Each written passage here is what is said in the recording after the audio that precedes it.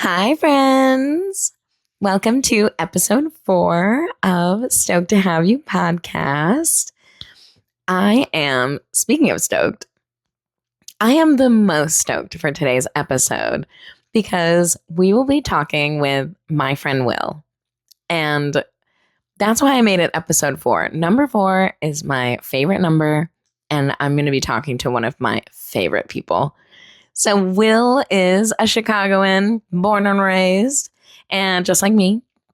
And he is an absolute ray of sunshine in my life. We met a little over 10 years ago, which is so wild. And we've just been there for each other. And we have this just awesome friendship. And I'm so lucky to have him in my life. And I'm so lucky to get to sit and talk with him and excited for you guys to listen. So Will has a podcast as well called Will Nights, all about nothing. Definitely check it out. He is such a curious cat, and I love that about him. And so that's kind of what his podcast is about. Talking with different people on different subjects. Some things he knows about, some things he doesn't, so he's curious about. It's a really good listen. He's got episodes that range anywhere from 10 minutes to I think like an hour maybe. And they're just fun. And, all sorts of topics. Highly recommend. Go and give him a listen. Give him a little follow. But not only that, he is a great person. He also was a firefighter paramedic with CFD. And just how cool. We have a great conversation today, and I'm excited to share it with you guys. And so today's conversation is going to be about kidney transplant and the spectrum of it, because both of us have this common thread. And so I'm really excited for you guys to listen, and I'm stoked to have you here. So without further ado, here's Will Knight. Welcome, Will. Hey there. I know it's hard without the intro. So Will and I have been friends for many years now. Yes, I lost count. I did too, but many wonderful years. Yes. And we met at a gym. Oh my God, that's We met right. at the gym. I know. So. Oh my God, I had forgotten all about that. So you were one of my clients and then Yes. turned friends, Yes. which is awesome. Yes. Very rarely happens. Also, he was no longer my client after we became friends. No. Correct. But we kept it profesh. But yeah, and then we formed a friend group through that gym. Yes, we did. Which is super That's rad. Right. It's funny. I cannot remember how I met until you just said that. Yes. Now I'm like, oh my God, I know this person, this person, and this person. Yeah. Yes, I remember. And God, yeah. And then years into us being friends, I had learned that you at one point would need a kidney. Yes. And we're somehow functioning with the two that you have at like a wild rate. Yes. And no dialysis and 2 different diets at one time and everything.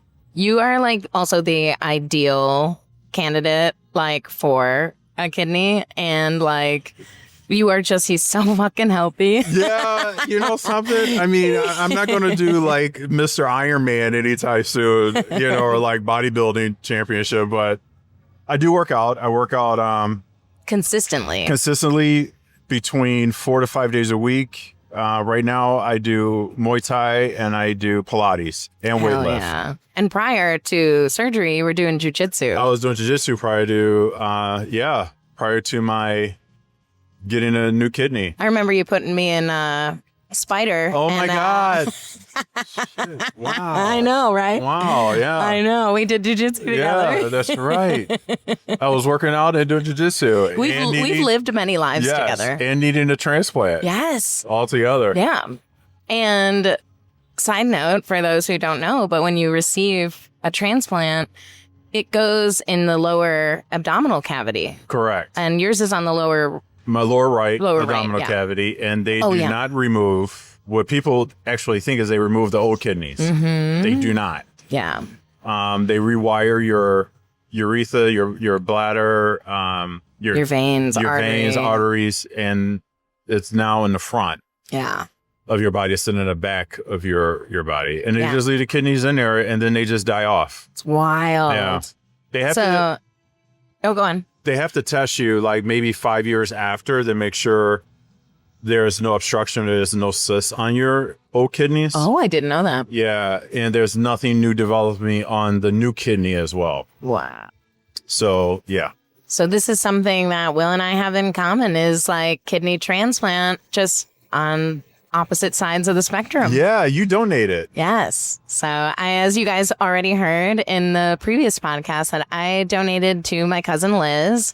It's going to be 10 years this December 14th. And today we're talking about the ups and the downs of kidney donating and how wild it is. And mentally stressful and exhausting and everything else. Yes. Yeah. So, all right. Your donation process was through a donor. Yes. So I received a call around 11 o'clock at night. And it was the hospital, Rush Hospital in Chicago. And they said, the number always comes up, caller unknown. So during that time period, they always say, you pick up the phone. Yeah. So I'm on the sofa, I pick up the phone, this Rush, and it says, do you want a kidney? We have a kidney for you. And I said, okay, I wasn't excited. I did not get excited. This is common. Because you never know if it's going to actually happen until you get on the surgery room, an operating room.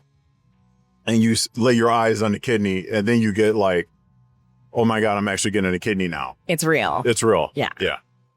Wow. And wait, can we talk about this wasn't your first call? No. So this is my second call. Yes. The first call I received probably 3 months or between 3 and 6 months prior. I received my first phone call to say, hey, do you want a kidney?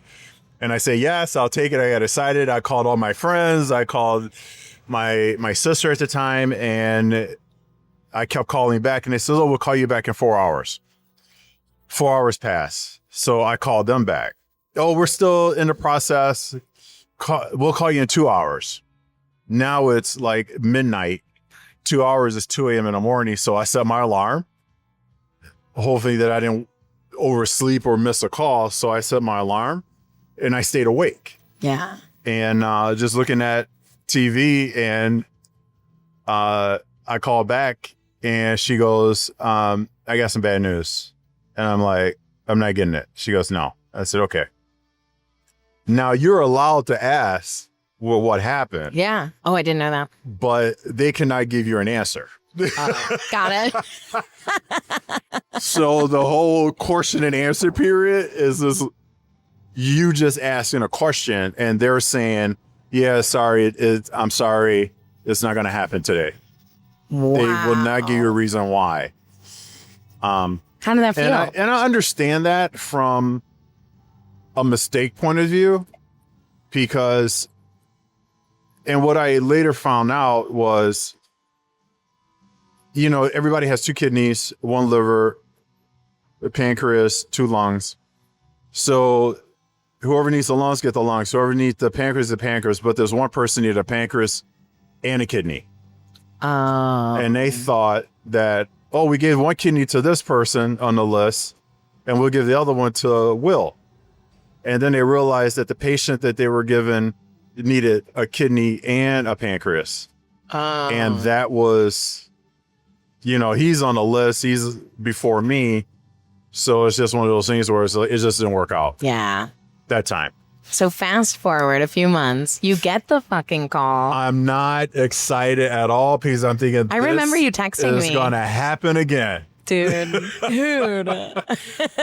And I literally was like, okay, what time you want me to go in? And they told me, they called me back and it says, okay, go to the emergency room.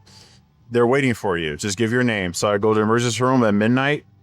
And I still haven't called anybody at that time. Yeah. Because I'm like thinking, I get to emergency room, they're going to tell me this is not going to happen. So then they put me in a room. Then they take me upstairs to pre-op. And that's when I started making phone calls. And I was like, I'm getting so excited. I'm getting a kidney. It's already happened. But I said, I don't believe it until I get in the operating room and see the kidney. And they wheel me in and I see this. And I work in the medical field, been in the medical field for 30 years. And I was like, that's a huge kidney.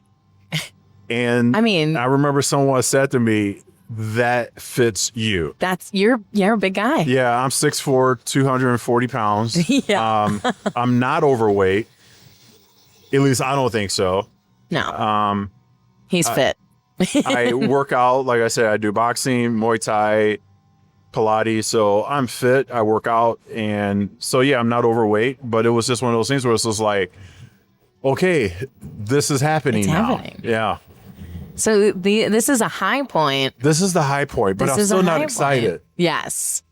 Because I know of rejection, and I know like sometimes you could go in there for one thing and come out with something totally different. You never know. So when everything was said and done, they said everything went well, and I was in my room and I was waking up and I was like, look down at my stomach and I see these stitches.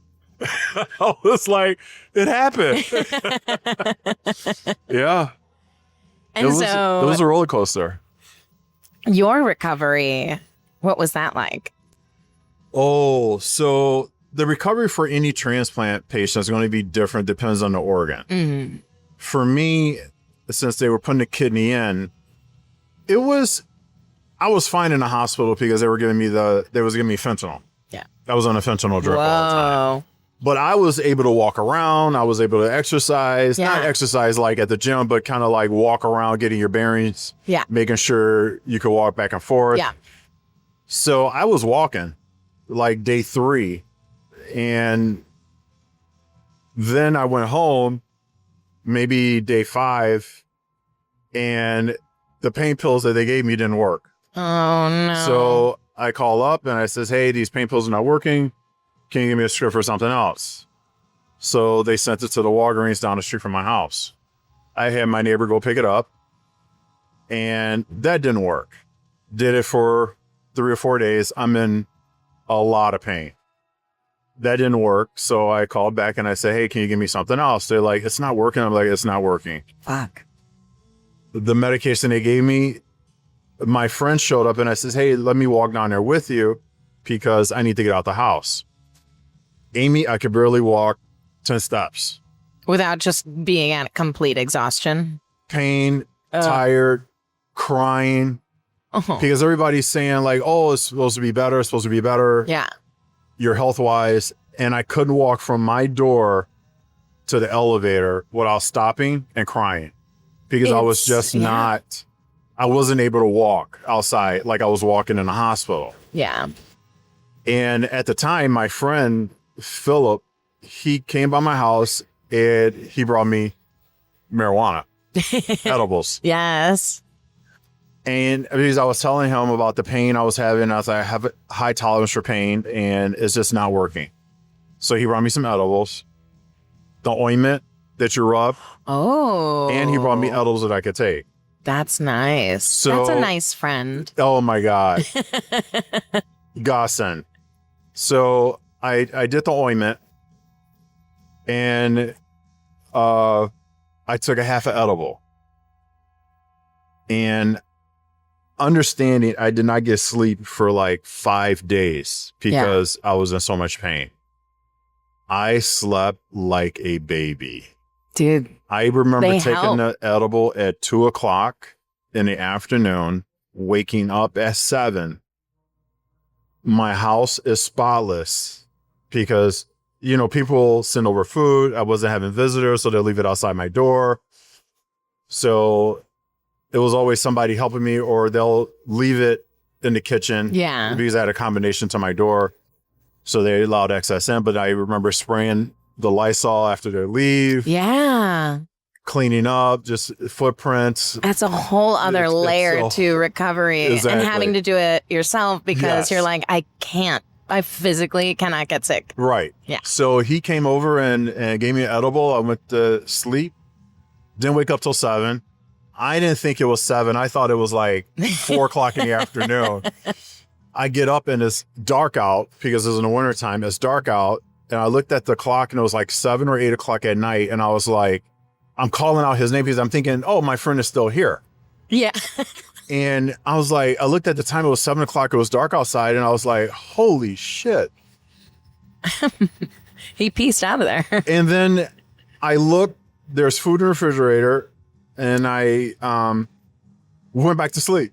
Yeah. I took the other half of the edible, went back to sleep, slept the entire time. Wow. And I woke up the next day, you know, how much I owe you, gave him, you know, paid him for the groceries and stuff. And yeah, it was hard. He actually thought I was going to kill myself. Wow. You know, he actually thought that I was in a dark place. Yeah. And he could see it on my face. Yes. He goes, this is not the Will Knight who I know. So this is something nobody talks about Yes. when you, after a big surgery like that, because it's like, it's such a dump. You can't eat. Yes. You don't sleep well because you're tossing and turning. You're in pain the whole time. And similar to you, pain pills don't work for me. And I get super bad nausea. I just don't do nausea. Yeah. And then having abdominal surgery, you cannot throw up. So I'm trying to avoid it. I also had edibles. Thank God for my friend's mom who brought them by. And I just remember being like, if I didn't have this, I don't know. But I couldn't eat for a week. And that dark place that you go to, Yes. where it's just pain and like, obviously good things have happened, you know, and for you, you're like, I got a kidney. This is wonderful. I'm just adding to my life. For me, I'm like, oh my God, I just gave a kidney. This is wonderful. Why do I feel so terrible? Yes. I yelled at my parents. Did you really? I remember my parents made me, I was eating before the surgery. It's actually I felt so bad. I was eating eggs and mine was in Arizona. And the tomatoes that we got were just phenomenal. And I was eating eggs and tomatoes every morning with a little salt and pepper. And it was the one thing I was like, I love this every morning. They tried making it for me. And I looked at it and I said, get that away from me. I don't ever want to see another egg for as long as I live. And then I got so mad and I was like, I just want to be able to eat. I just don't want to be in pain anymore. And at this Yes. point, this had already been about 6 days where I was just kind of miserable. And I yelled at them. I'm like, you know, why don't why don't you know what I need? And my parents are like, Amy, we just, what do you want? Like, Right. and I'm like, Yes. I did eventually, like, we figured out smoothies were the only thing I Yeah. could stomach. So I just had smoothies for about the next week and a half. And I didn't even think about that. dude, I mean, brain cells don't exist when you're in that much pain. And I tell you a secret. It's not a secret. I was 240. I'm 240, 200. I'm sorry. I'm 240, 6'4". When I started to eat again, I weighed myself. I was 190. Not same weight, but same thing happened. I was 190. And I'm like, it looked like I was Dude, very ill. I got down to 125.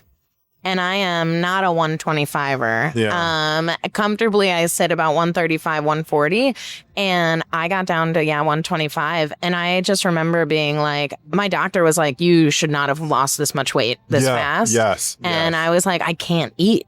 Like, I can't eat. I'm barely I'm trying to drink because you obviously kidneys, you got to stay hydrated. But I'm like, I can't stomach anything. And they're like, okay, let's monitor this.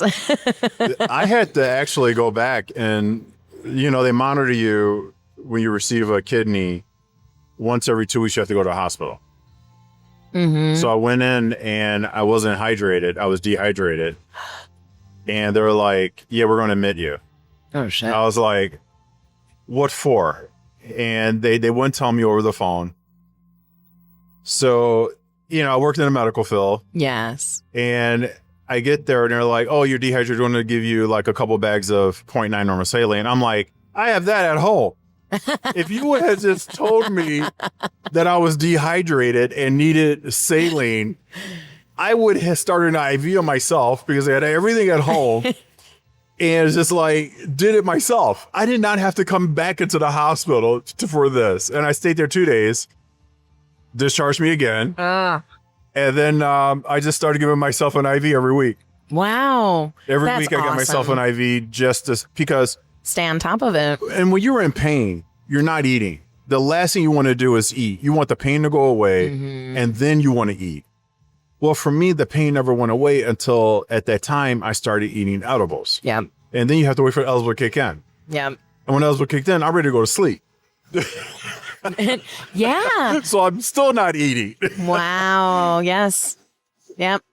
You're like, I ate the edible. That's enough. Exactly. That was enough to eat, And I had a glass of water, which now I drink more water than anybody on earth. And now actually, and we'll get more into it, but like, yeah, since then I have to keep my salt intake at bay.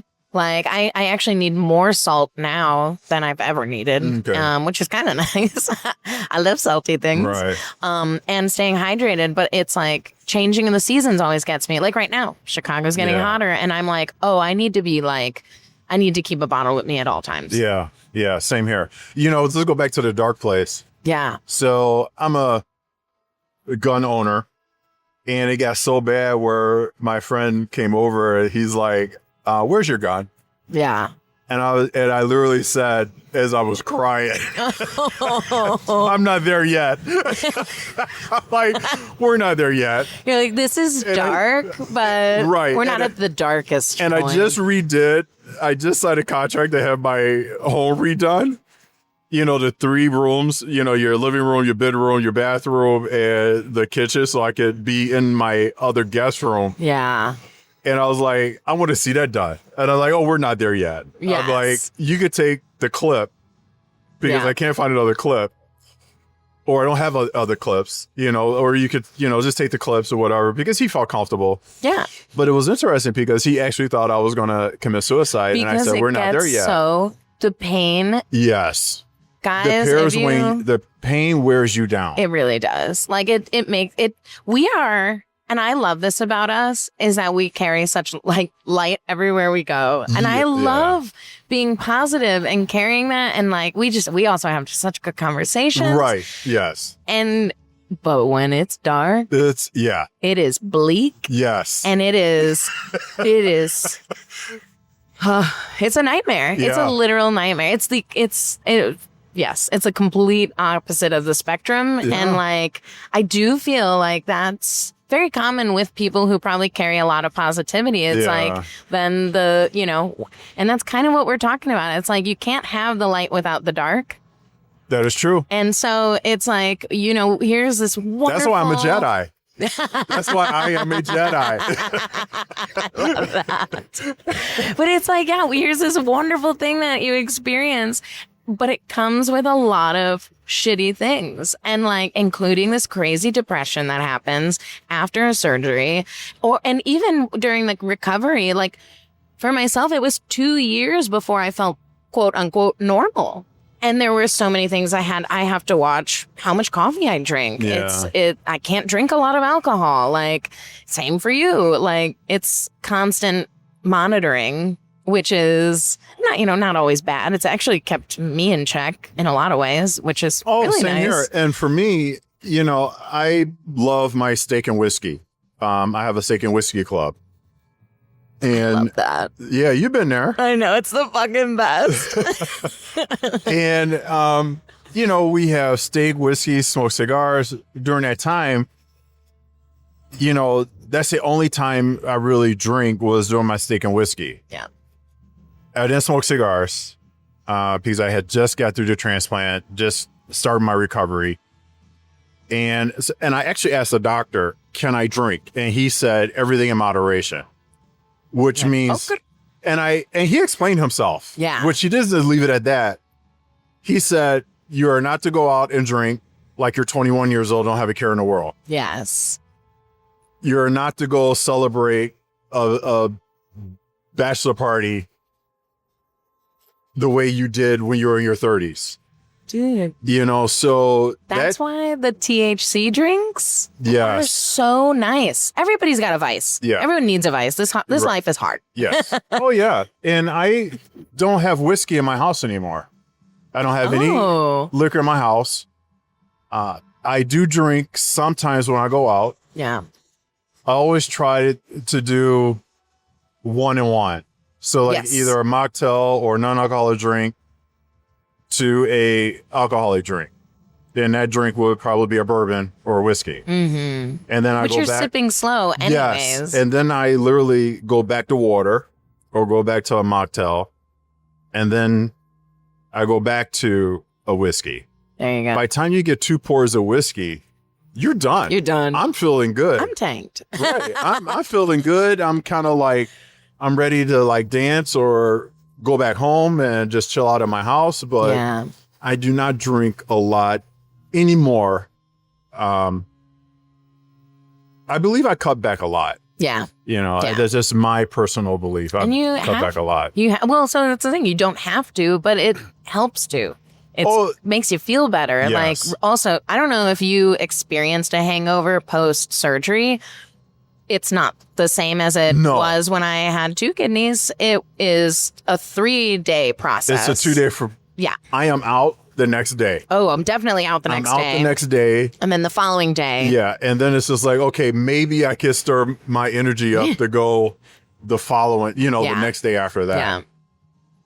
But I tell you, it's one of those things where I didn't feel good until a year and a half after I received the transplant. Wow. Yeah, that was my, and then I hiked up, I went to Peru for my. That's right, because you couldn't travel for like a whole year. Yeah, I couldn't travel for the whole year. Travels. Yes.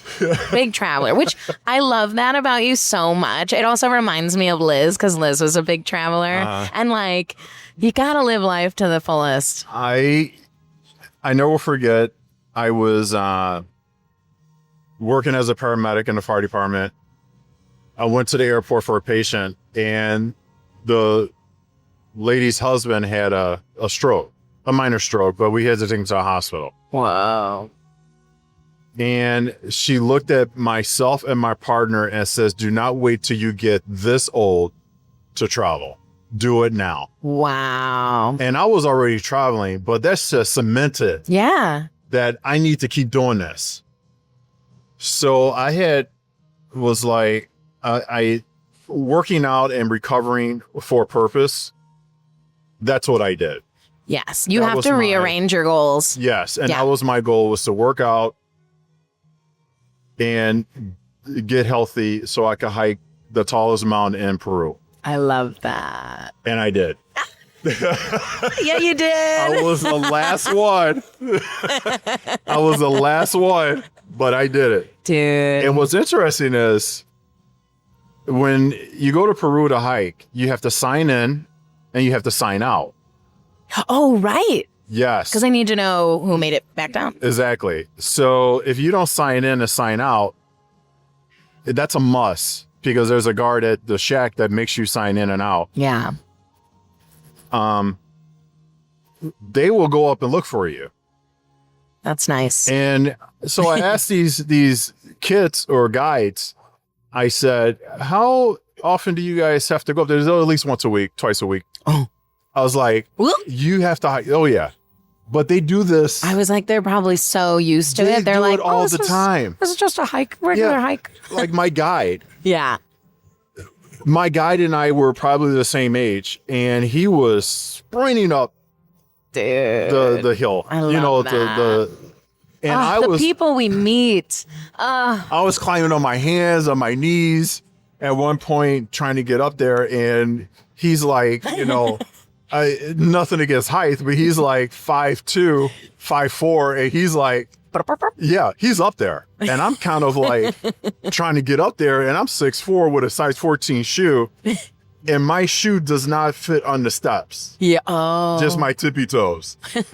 So yeah, that was a challenge. But you know, Wow. when I finally made it up there, I was like, I did it.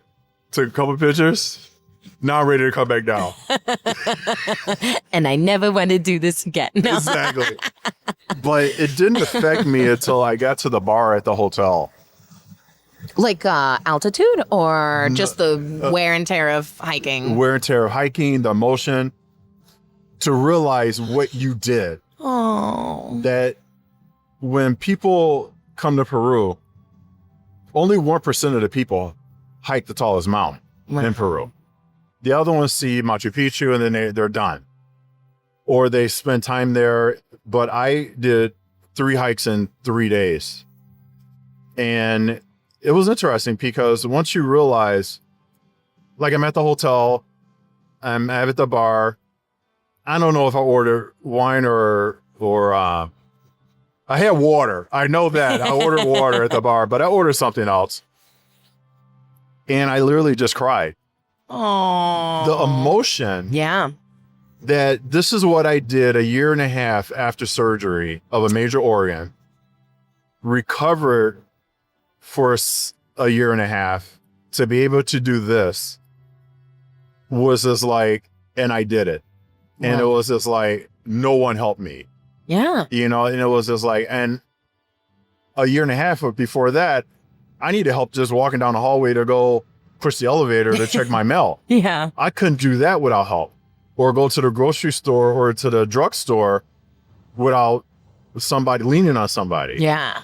You know, so for me, that was my big wow moment of the wow of I just received a kidney, the wow of, oh my God, I'm not on the list anymore. The wow of I don't have to go to, I never been to dialysis, but my doctor and I agreed when I hit a certain Point. lab work that I would go on dialysis. Never did that until the day that I was admitted. When I checked in, they said, do you know what your protein level is? I'm like, yeah, it's normally 6.5, but the doctor and I made agreement that if it gets to 8 or 7.58, I would consider, when it gets to 7.5, I would consider going on dialysis. When it gets to 8, I will go on dialysis. He goes, guess what it is? I'm like, 7.5. He goes, it's 8.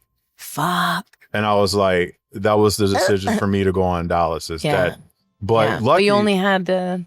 Lucky I was already in the hospital getting a new kidney. But 3 months ago, my level I didn't know that. 3 months before that, my level was like 7, 6.8, 6.5. Was there like a, what happened? Like, was it there? could be, you know, something. just- It could be if I ate too many bananas, too many carbonated drinks. So it all affects your levels, yeah. I was always watching what I ate and what I drank. And that was part of my diet. Yeah. It was just like, can't have too much sugar, can't have carbonated foods, can't have too many foods that has a lot of potassium in it. Yeah. And I love bananas and I love lemons. Yes. So that was one of the, my doctor says, oh, everything in moderation. Yeah. So at that time, it could have been, I could have had too many bananas or something, but I was not doing any type of protein drink, any protein bars. I was doing none of that except for eating fish, meat, and chicken. Yeah, that's was my protein.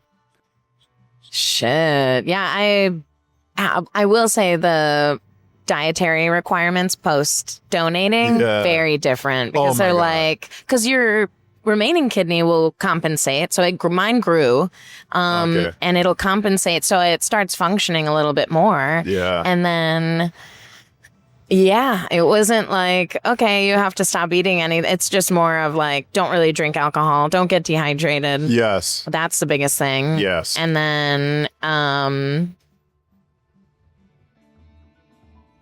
dude, it's just wild times. So I do have a few questions for you. Go for it. I want to ask. And actually one of them is kind of like a more general question, but it really, I think it pertains to receiving a kidney. So what is something difficult that offered an unexpected gift? And so when I think of that question though for you, I was thinking about, you received a kidney from someone who passed. And like, that's heavy. Yes. Yeah. My answer is not that. Yes. But can you really quickly, like, because we're talking about the light and the dark of, Yes. of kidney donating. And so for receiving one from a donor, like your donor had passed, and I mean, yeah.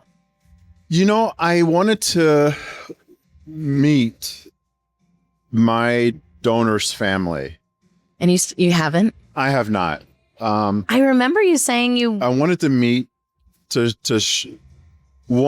tell them, you know, I understand you lost someone that you loved. Yeah. And I will do as much things possible in my life to make sure that his energy, his positivity, move forward. You know, pay the way, pay it forward. Yeah. Because it is a light and a dark. Yeah. And you don't see the light until a very long time. You know, a very long time could be 3 weeks to one person, 2 weeks to another. My long time was, I would say 6 months after I got home. Wow. That was my long time. Yeah. And I'm not taking that away from anybody who suffered more or less. Yeah. But yeah, just your everybody's experience. long time is different.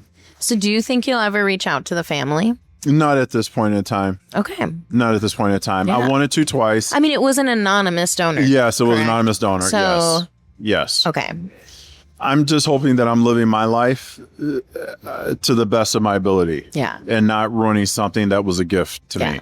But, and to be clear, an anonymous donor, but this person had passed. Yes. And dude, this is why it's so important. Sign the back of your license. Yeah. Be a donor. And all I knew was that my donor was in a car accident. So I'm looking at the news. Oh, wow. I'm searching newspaper articles and, you know, the night, the day of, you know, what happened. Is there any? And I narrowed it down to 2 people. So I know who those 2 people were, but I don't know if that's actually who they are that I received the gift from. But I think everybody should be an organ or kidney donor. Yeah. I mean, after you're dead, you're not going to do anything with them. That's what I'm saying. So what am I going to do? And there's a whole lot of people out here that it's their second life. It was my second life.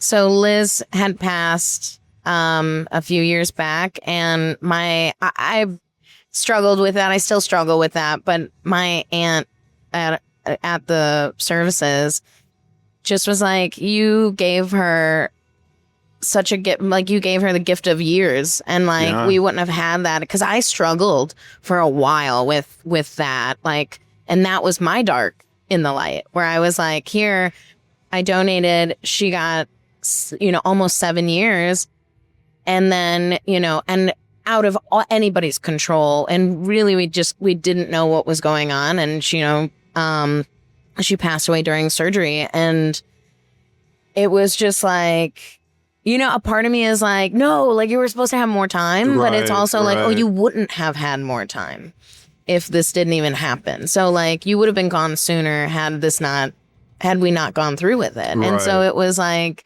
you know, and it is weird explaining to people now when they, you know, I go, because I wear my anything you can do, I can do with one kidney. Yes. I love a little satire, and I wear it whenever I'm at work, because it does strike up conversation, and people walk up to me and they go, my mom donated, or my so and so received a kidney, or oh my god, I'm actually getting ready to I'm thought about it, like. I have another friend who's donated. Like it sparks conversation. Yes, it does. And I'm like, this is so awesome. But then there's also the follow up of like, how is your cousin doing? And to be honest, if they are a complete stranger, I will lie, and I will be like, she is doing great. And truthfully, I believe she is. She is traveling around the world doing something. I know that. But with some folks, I go, actually, you know, she did pass. And then it's the, oh, and it's, and I'm just like, no, it's not a bummer. Like I'm so happy this all happened. Yeah. You know, but it was a bummer, obviously. But I actually tell people now I have a new term. They're at peace. yes. Yeah. And you could take that either way. Yeah. You know, I'm like, they're at peace. Yeah. And I feel like that term to me is you could take that any way you want versus they're living a happy life or I'm sorry to hear that. Yes. You know, and a lot of people will say, oh, that's great.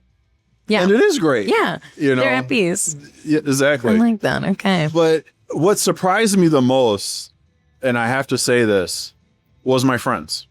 Yeah. Yes. Would you tell? So, you know how when you're young, you have 1,000 friends. Yes. You get in your 30s, 40s, you have hundreds. Mm-hmm. And then you realize at some point in time in your life that these are my true friends. Yeah. Is maybe a handful of people. Yeah. And I never forget, you came to the hospital. Igor came to the hospital. You were there for me. You were there for my sister, who died as well years in 2019. But you realize who your friends are. Who shows up? Exactly. Yeah. Who shows up? I mean, you showed up. I remember when you showed up to my art show, my solo art show, and I have pictures of you.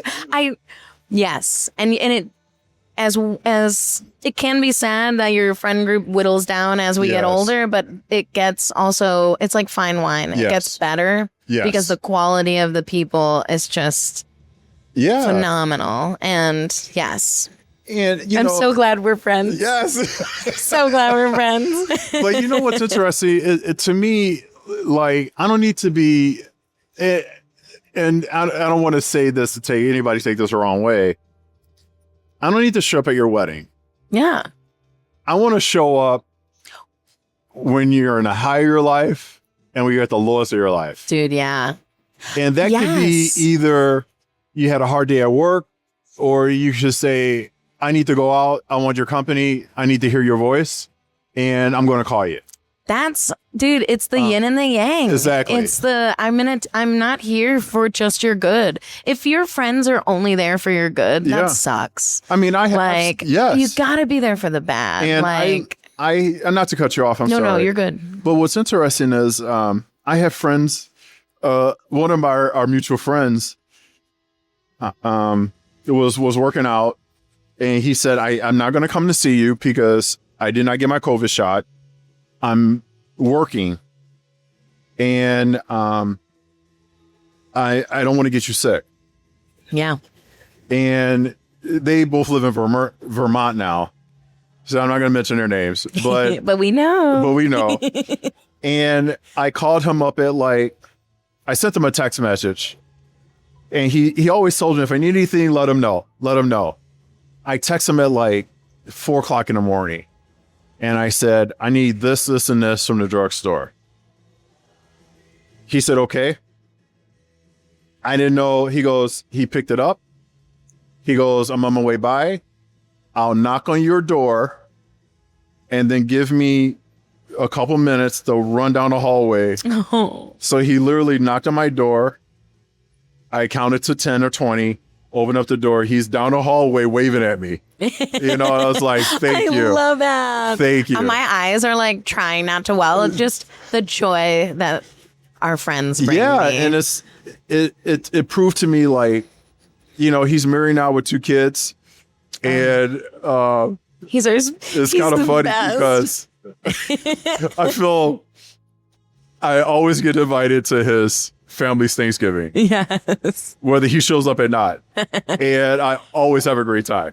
Oh, I love that. And it's just dude, I don't care when you come into town. I'll see you at Thanksgiving. Yes. Chosen family, dude. Yes. It is the best. And that's what it is. It's just these are your chosen family. I don't need somebody to only show up to have a drink or go out with me. Yeah. I want somebody who's going to be there. Party friends, I mean, they're nice. Exactly. They're also necessary. And there's nothing, and I tell everybody this, there's nothing wrong with those friends. Yeah.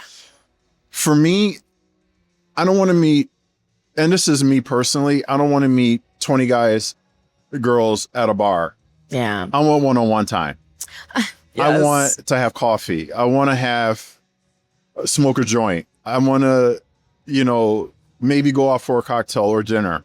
And it doesn't have to be extravagant. It could be like one of my buddies, we go to a hot dog stand. Yeah. We go to a hot dog stand once a month. I love that. We go to a hot dog stand. Dude, that's so Chicago. And we have Chicago hot dogs. He'll have a soda. I have water. I bring my own drink. And we have a hot dog fries. But that's my cheat meal for that Saturday or Sunday or Friday.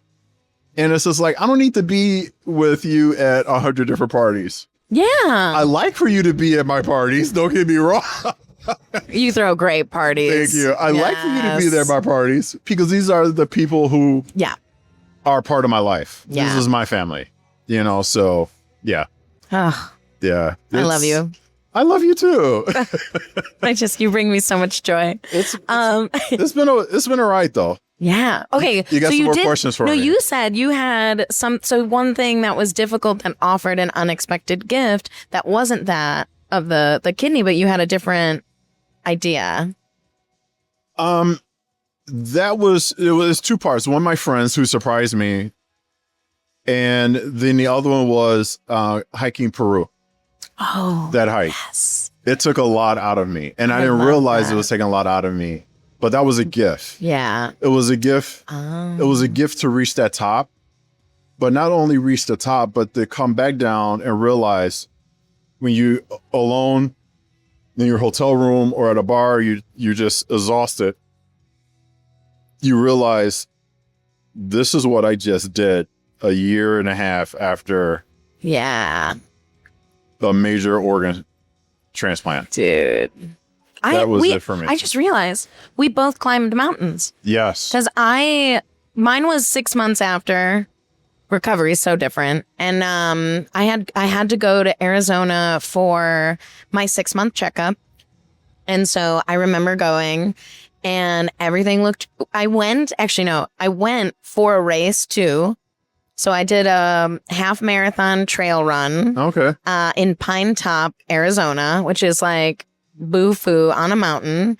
It was so healing because I get to this mountain. It started at 7,500 and then you go down to 1,300 elevation and then you come back up. Oh, Lord. And I had never done elevation, but I did these like breathing exercises that, like while on the treadmill, like hiking up that are supposed to help. And I think it did because I did fairly well, but we get there. It's on a reservation. It was the race was to raise money for families who were affected from a fire in Pine Top, and it was called the Wildfire Half Marathon. And we started it with a prayer, and it was like it was a Native American tribe. I cannot remember the tribe right now. And they started it with a prayer. And I just remember having this like calmness. And it was a small race, like 40 people. Yeah. And I was like, here I am with all these people 6 months after donating. Like, I was like, oh, it all leads to here. And finish the race, come back. And then I go in for my tests. And they were like, wow, your numbers are really good. Your creatinine, it's a little high. And I go, oh, well, I just ran a half marathon yesterday. And she goes, oh, my God. That's the reason. She goes, that's why. You're fine. Get out of here.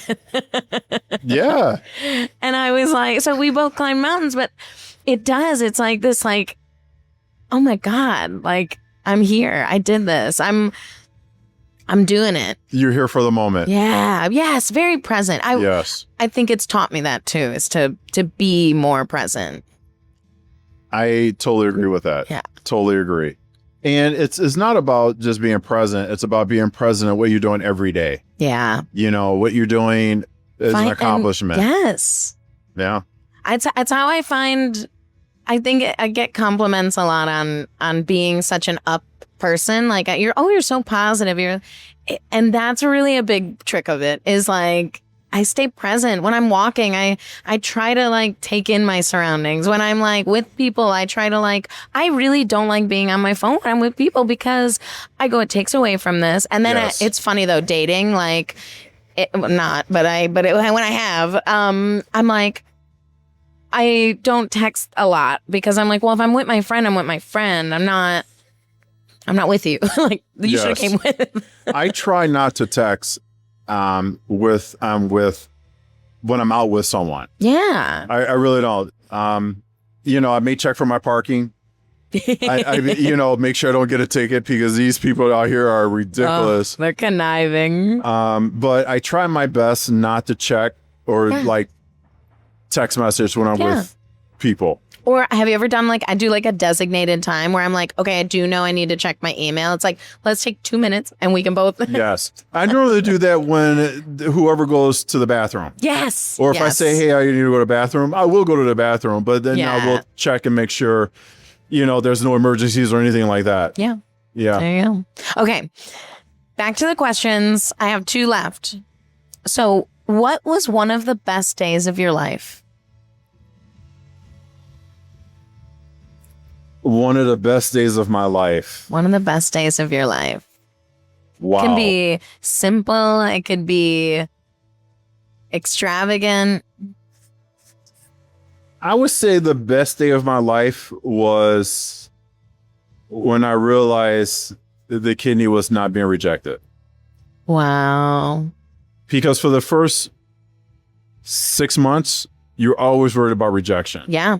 Yes. I've known several people who I worked with that was rejected 3 months, 6 months after, and ended up back in the hospital. Fuck. So that was when I realized I can actually now start to travel again. And the number was very slim of me getting rejection from the donor kidney.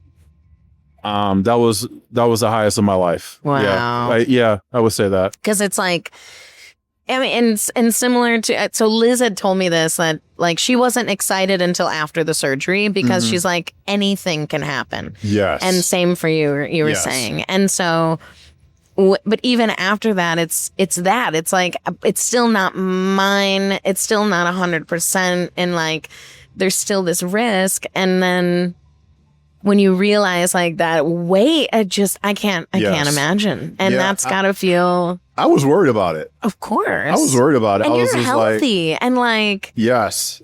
And I really think like after the kidney transplant, I didn't go back to jiu-jitsu. My doctor's like, you got to do something else.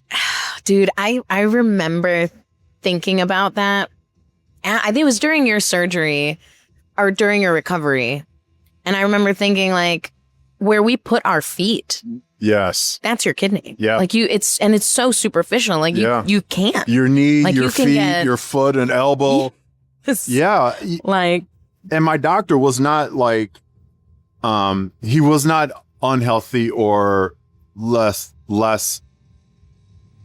athletic than I was. Yeah. He understood, oh, this is what you do on your daily routine. Yeah. He goes, try boxing, try something else. Do not do jiu-jitsu. Yeah. He goes, I don't need you to be tossed down on the ground or knee on your belly. Yeah. And so I get your back taken and someone fucking puts a heel in it. I was already doing Muay Thai. Yeah. And my Muay Thai coach was like, whatever you need. And I says, I wore a big bandage over my stomach, like padding. Yeah. And no hits. We're not hitting your stomach. Yeah. No more. That's it. We do pad work. We do leg checks. Do what you can. Kicks. Yeah. And today he still does not. None of the coaches will touch my abdomen. Yeah. And like one of my coach today, he goes, what side is it on? I like the right side. He goes, okay. Okay. But yeah, I still spar, but it's all upper body, not lower body. I'll take shots on them, but they're very careful not to take shots on me, Yeah. especially in my abdomen where my kidney is. Dude. That's, yeah. Oof. God, I could just imagine. Like, I'm glad you also listened. Oh, yeah. I had to. It's too much of a, way too high of a risk. Yes. All right. I got one last one. What makes you hopeful these days? Oh, that's a loaded question. There's a lot. What in your realm, life, in your realm? I'm hoping that more people listen to this and sign their license to be an organ donor. I love that. Because I love that.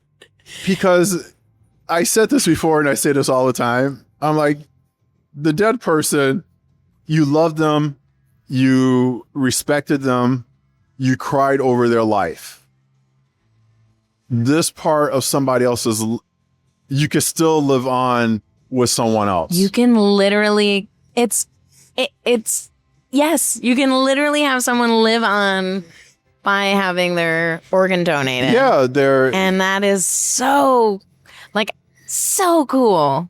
So, there's tissue donations, there's eye donations, lung, liver, spleen, heart, kidneys. Dude, the stories about people who've donated or had their heart donated and because it's such a vital organ. I mean, obviously your kidneys are vital too, but it's different. You have two, something happens to one, you still have one, but with your heart or even your pancreas, it's but the heart, whoa, heavy. And I would have to say the biggest myth, I'm just going to toss it out there, is everybody has to have two kidneys. Yeah. No, people can live off of one kidney. Yeah. Or a lifetime. I met so many people who were like, oh, I have one kidney. I live on one kidney. I had one kidney since I was 9 years old. My grandpa had only 1.5 kidneys. Yeah. He was born with that way. Yeah. I was like, wild. I didn't know this. A lot of people were born with one kidney versus two, and they don't find out till later years. Yeah. I remember during the whole interview process, and they explain all of these nuances to you. These are it's wild. During the interview to donate, they really test your patience on or test you in a way that it's are you sure you want to do this? Because I was 25. I was about to be 25. So I was 24 when I was doing the testing, and they were like, but you're 24, you're young. Do you really want to do this? And I was and I got frustrated with one of my nurses and told my donor nurse, which we're still friends. She's a gem. But I remember telling her and being like, that girl's pissing me off because she's like, that's her job. We need to make sure that you are 100%, you really want to do this. And I was like, I am. I would have done it yesterday.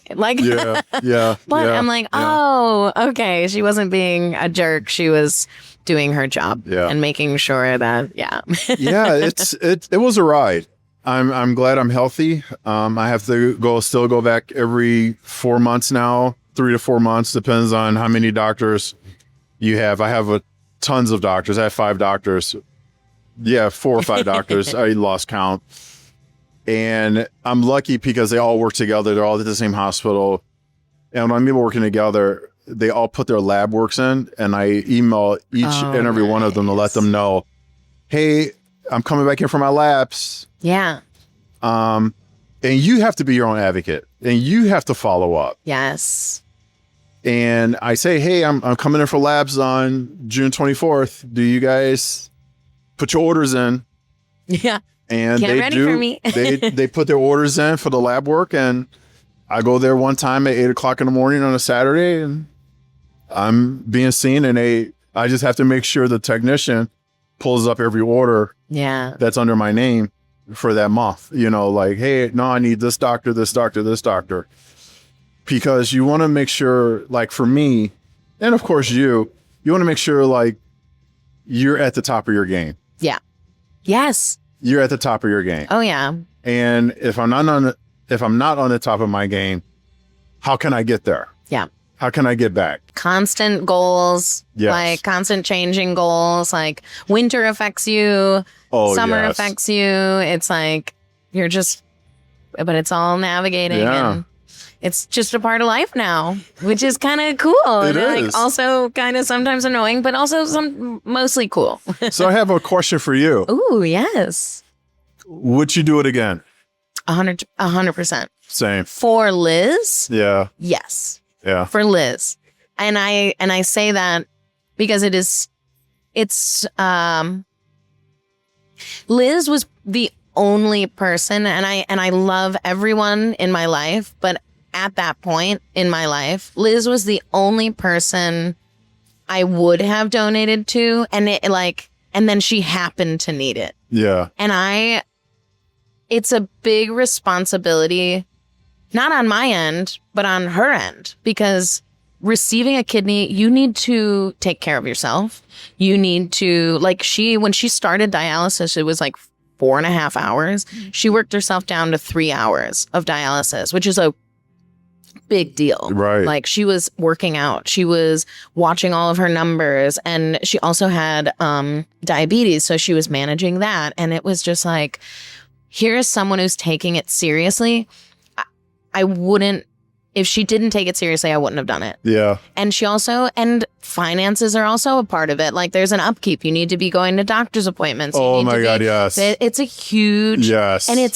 And that's also a part that sucks, that it's that has to be a consideration, because it's you have so many people out there who need, and this is why donating to to proper funds, it's so important, because there are people who don't have the means to upkeep with the doctors and and dialysis takes it out of you. You think you can work a full-time job and do dialysis? No. She was lucky she got to work from, she worked from home, but she also she had a business. But dialysis took everything out of her. She was not the same person. She couldn't travel because of dialysis, because she's I don't want to get screwed over and have a vein blown out because someone your fistula. She's I don't want that. If I go to the wrong clinic and someone busts that and I can't get dialysis, and I have to wait another day. She's there's too much risk. And also you getting sick. And also this, and also that. And so to see, and I just love who she is, that I was I would do anything to fuel that. Yeah. The tale is, when I came home from a run, my aunt came out, we were neighbors, and she was did you hear about Liz? And the first thing that came to my mind was where is she now? What is she doing? Something cool. And then she's no, she's in renal failure and she just got put on dialysis. Within 24 hours. She was getting ready, I think, for her daughter, my other cousin, her graduation. And it was just fuck, life can change just like that. She felt fine, and then all of a sudden she didn't feel good, and then it's now you're on dialysis. Drop of a dime. What? Yeah. And so, that's why checkups are so important. But when I heard that, it was instant. I was I texted her. I go, I have two if you want one, and that was it.